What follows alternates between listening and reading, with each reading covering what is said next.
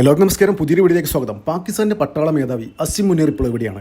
അതായത് ഇന്ത്യയും പാകിസ്ഥാനും ഇപ്പോൾ പരസ്പരം ഇങ്ങനെ പോരടിച്ചുകൊണ്ടിരിക്കുകയാണ്. നേരിട്ടൊരു യുദ്ധമല്ലെങ്കിലും ഇങ്ങനെ കഴിഞ്ഞ ദിവസം തന്നെ ഇന്ത്യ ലാഹോറിലും കറാച്ചിയിലും ഒക്കെ ഒരുപാട് ഡ്രോണുകൾ എടുത്ത് അറ്റാക്ക് ചെയ്തിരുന്നു. ഒരുപാട് നാശനഷ്ടങ്ങൾ അവിടെ ഉണ്ടാക്കി. അപ്പോൾ പാകിസ്ഥാനെ സംബന്ധിച്ചിടത്തോളം പാകിസ്ഥാൻ മീഡിയകളൊക്കെ ചർച്ച ചെയ്യുന്നത് വെച്ച് കഴിഞ്ഞാൽ ഇന്ത്യയുടെ അറ്റാക്ക് പാകിസ്ഥാൻ ഒരുപാട് നാശനഷ്ടങ്ങൾ അവർ തന്നെ വീഡിയോ ഒരുപാട് പുറത്തുവിട്ടിരുന്നു. അത് ഇനി ആരും തെളിവ് ചോദിച്ച് വരണ്ട. ഇന്ത്യയിലെ പ്രതിപക്ഷ പാർട്ടികളും രാഹുൽ ഗാന്ധിയും ഇവിടുത്തെ മുസ്ലിങ്ങളും എന്താ പറയുക തെളിവ് ചോദിച്ച് വരണ്ട. പാകിസ്ഥാനിൽ തന്നെ പുറത്തുവിട്ടിട്ടുണ്ട്. പാകിസ്ഥാൻ ഗവൺമെൻറ് ഇന്നലെ ഇന്ത്യ നടത്തിയ ഡ്രോൺ അറ്റാക്കിൽ ഒരുപാട് നാശനഷ്ടങ്ങൾ ഉണ്ടായി എന്നുള്ള വീഡിയോ അവർ തന്നെ പുറത്തുവിട്ടിരുന്നു. അപ്പോൾ ഇത്രയും കലുഷിതമായ, അതായത് ഒരു യുദ്ധസമാനം ഒഫീഷ്യൽ ഒരു സ്റ്റാൻഡ് ഓഫ് ആയില്ല ഇന്ത്യയും പാകിസ്ഥാനും നമ്മൾ.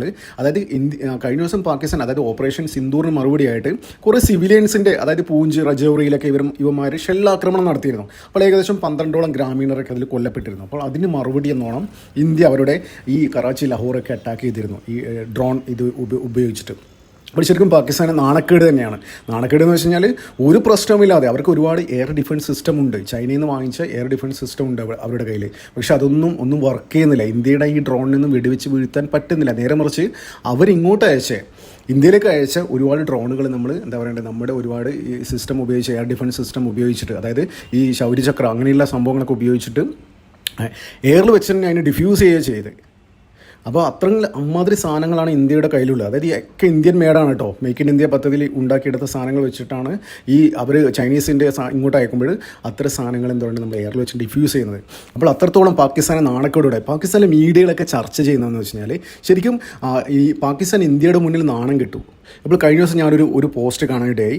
അപ്പോൾ അയാൾ ചെയ്തെന്താണെന്ന് പറയും, ഈ പാകിസ്ഥാനിലെ മീഡിയ, അയാൾ വിദേശത്താണ്, പാകിസ്ഥാനിലെ മീഡിയയിൽ നടക്കുന്ന ഡിബേറ്റുകൾ, അതിന് അടിയിൽ വരുന്ന കമൻറ്റുകളൊക്കെ ഇദ്ദേഹം AI ഉപയോഗിച്ച് ട്രാക്ക് ചെയ്തിട്ട് ഒരു AI അനാലിസിസ് നടത്തി. അതായത് ഇത്ര ഒരുപാട് ഡാറ്റ കൊടുത്തു കഴിഞ്ഞാൽ നമുക്ക് അതിൻ്റെ ഒരു കോമൺ എന്താ പറയുക കോമൺ ആയിട്ടുള്ള ഒരു സംഭവങ്ങൾ തരും. ഇപ്പം ഫോർ എക്സാമ്പിൾ നമ്മൾ എന്തെങ്കിലും കാര്യത്തിന് ഡിബേറ്റ് നടത്തുകയാണ്. അപ്പോൾ ഡിബേറ്റിൽ പറയുന്ന കുറേ ഇൻപുട്സ് നമ്മൾ AIക്ക് കൊടുത്തു കഴിഞ്ഞാൽ ആരെ സൈഡാണ് മുൻതൂക്കം, ആരെ സൈഡാണ് ഇത് എന്താ പറയുക ഇത് ഇല്ലാത്ത അത്തരം കാര്യങ്ങളൊക്കെ AI തരും. അപ്പോൾ ഇത്തരം കമൻറ്റ്സ്, ഈ ഡിബേറ്റിൻ്റെ അടിയിൽ വരുന്ന കമൻസിലൊക്കെ ഇൻപുട്ടായി കൊടുത്തതിന് ശേഷം അദ്ദേഹത്തിന് മനസ്സിലായെന്ന് വെച്ച് കഴിഞ്ഞാൽ അവിടുത്തെ ആൾക്കാർ 40-45ഓളം ആൾക്കാർ പറഞ്ഞു ഞങ്ങൾ ഇന്ത്യയോട് തോറ്റു, ഇന്ത്യ യുദ്ധത്തിൽ ഇന്ത്യയോട് തോറ്റു, നാണം കെട്ടിരിക്കുകയാണ്. അപ്പോൾ അങ്ങനെയുള്ളൊരു അവസ്ഥയിലാണ് പാകിസ്ഥാനുള്ളത്. അപ്പോൾ പാകിസ്ഥാൻ തന്നെ ഒഫീഷ്യലി അവിടുത്തെ ആൾക്കാരൊക്കെ പണ്ടത്തെ മാറില്ല, ഇപ്പോഴത്തെ ഒരുപാട് സോഷ്യൽ മീഡിയ ഒരുപാട് റീച്ച് ഉള്ളത് കാരണം പല ആൾക്കാരും വീഡിയോ അങ്ങനെയുള്ള കാര്യങ്ങളൊക്കെ പോസ്റ്റ് ചെയ്യുന്നുണ്ട്. അപ്പോൾ ഇതുമായി ബന്ധപ്പെട്ട് ഇങ്ങനൊരു കലുഷിതമായ ഒരു അന്തരീക്ഷത്തിൽ അവിടെ എന്താ പറയുക മുന്നിൽ നിന്ന് നയിക്കേണ്ട ഒരാളാണ് പാകിസ്ഥാൻ്റെ പട്ടാള മേധാവിയായ അസിം മുനീർ.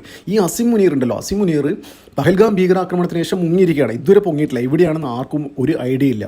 എന്താണെന്ന് വെച്ച് കഴിഞ്ഞാൽ പറയുന്നത് വെച്ച് കഴിഞ്ഞാൽ ഈ പെഹൽഗാമിലെ ഭീകരാക്രമണം പ്ലാൻ ചെയ്ത് അസിം മുനീറാണ്.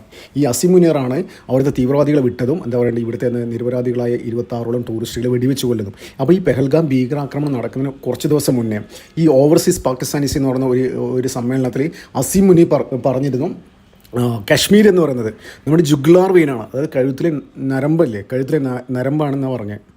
അപ്പോൾ അവിടെ ഉടൻ തന്നെ കണ്ണീര് വീഴും. അവിടുത്തെ എന്താ പറയുക അവിടെ പോരടിക്കുന്ന ആൾക്കാർക്കും അവിടുത്തെ ആൾക്കാർക്കും വേണ്ടി ഞങ്ങൾ ഇന്ത്യക്കാർക്ക് വേണ്ടി കണ്ണീര് പൊഴിയിക്കുന്നു പറഞ്ഞു. അപ്പോൾ അടുത്ത 2 ദിവസം കഴിഞ്ഞിട്ടാണ് ഈ പെഹൽഗാം ഭീകരാക്രമണം ഉണ്ടാകുന്നത്.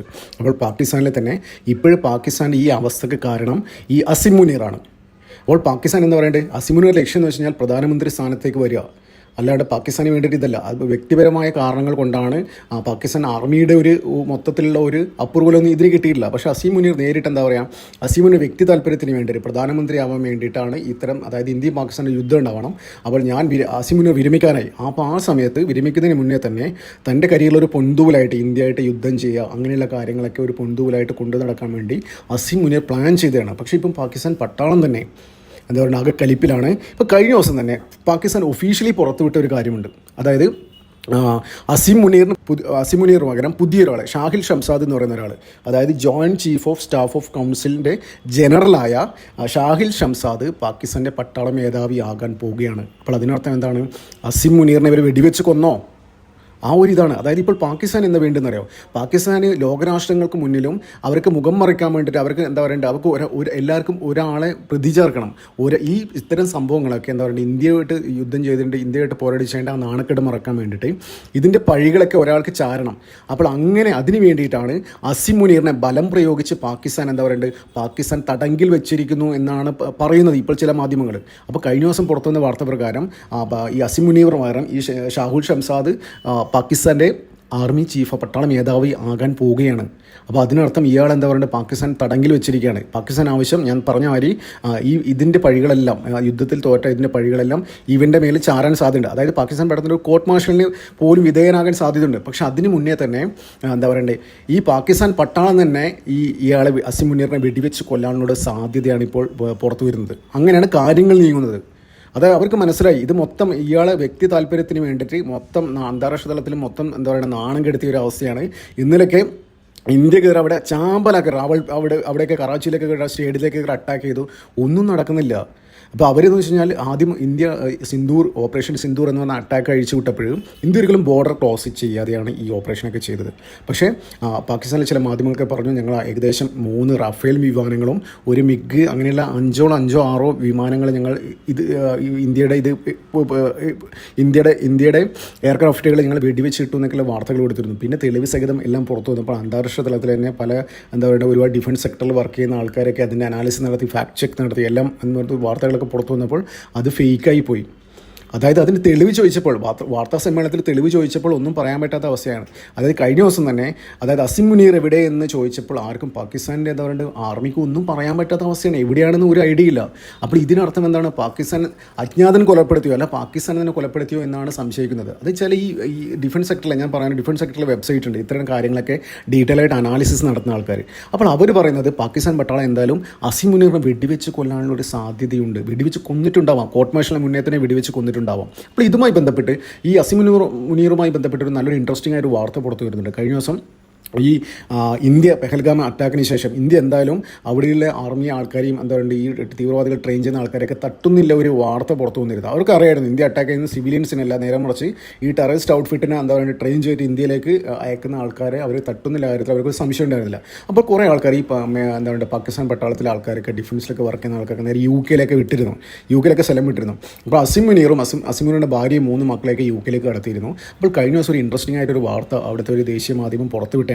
അതായത് പാകിസ്ഥാനിൽ നിന്ന് അസിം മുനീറിൻ്റെ അക്കൗണ്ടിൽ നിന്ന് ഏകദേശം 2000 കോടി രൂപ യു കെയിലെ HSBC ബാങ്കിലേക്ക് അയച്ചിരുന്നു. അത് റിസീവർ ആരാന്ന് വെച്ച് കഴിഞ്ഞാൽ റിസീവർ ഫോൺ നമ്പറൊക്കെ അടക്കം പുറത്തുവിട്ടിരുന്നു.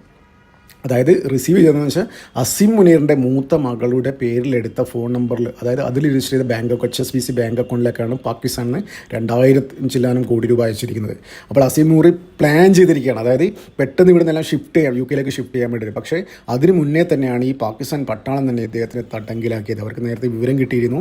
ഇവർക്ക് എന്തായാലും ഈ പെഹൽഗാമുമായി ബന്ധപ്പെട്ട് നടന്ന ഇന്ത്യ പാകിസ്ഥാൻ ആക്രമിച്ചു അതിനൊക്കെ എന്താ പറയുക എല്ലാത്തിനും ഈ പഴി ചാരാൻ ഒരാളെ വേണം. അപ്പോൾ ഈ കോർട്ട് മാർഷൽ ചെയ്യുന്നതിന് മുന്നേ തന്നെ വെടിവെച്ച് കൊല്ലാനാണ് സാധ്യത. എന്തായാലും അജ്ഞാതൻ്റെ ഹിറ്റ് ലിസ്റ്റിലെ മെയിൻ ടാർഗറ്റാണ് അസിം മുനീർ. ഈ അസിം മുനീർ എന്ന് പറഞ്ഞ ആൾ ഒരു ഉസ്താദാണ്. ഈ ഖുറാൻ പോലും മനഃപ്പാടമാക്കിയ ഒരാളാണ്. അദ്ദേഹത്തിൻ്റെ ലക്ഷ്യം എന്ന് വെച്ച് കഴിഞ്ഞാൽ മുന്നേ ISI ചീഫായിരുന്നു. ലക്ഷ്യം എന്ന് വെച്ച് കഴിഞ്ഞാൽ പാകിസ്ഥാൻ്റെ പ്രധാനമന്ത്രിയാവുക, ഇവിടെ ഇന്ത്യയായിട്ട് യുദ്ധം ചെയ്തിട്ട് അവിടെ മൊത്തം ഭരണം പിടിച്ചെടുക്കുക, അതൊക്കെയാണ് ഉദ്ദേശിക്കുന്നത്. അതിൻ്റെ ഭാഗമായിട്ടാണ് ഈ ഹഷീം മൂസ എന്ന് പറഞ്ഞ പാക്കിൻ്റെ കമാൻഡോ ആണ് പെഹൽഗാമിൽ ഭീകരാക്രമണം നയിച്ചത്. അപ്പോൾ അതൊക്കെ അസിം മുനീർ നേരിട്ടാണ് ഇത് ഓപ്പറേറ്റ് ചെയ്തത്.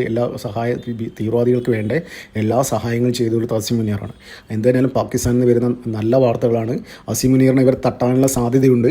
അപ്പോൾ അതിൻ്റെ ഭാഗമായിട്ടാണ് പട്ടാള മേധാവിയെ മാറ്റിയത്. അപ്പോൾ എന്തായാലും വരും ദിവസങ്ങളിൽ നമുക്ക് നല്ലൊരു വാർത്ത ഒഫീഷ്യൽ കൺഫർമേഷൻ വരുമെന്ന് വിചാരിക്കാം. നന്ദി, നമസ്കാരം. മറ്റൊരു വീഡിയോ കാണാം.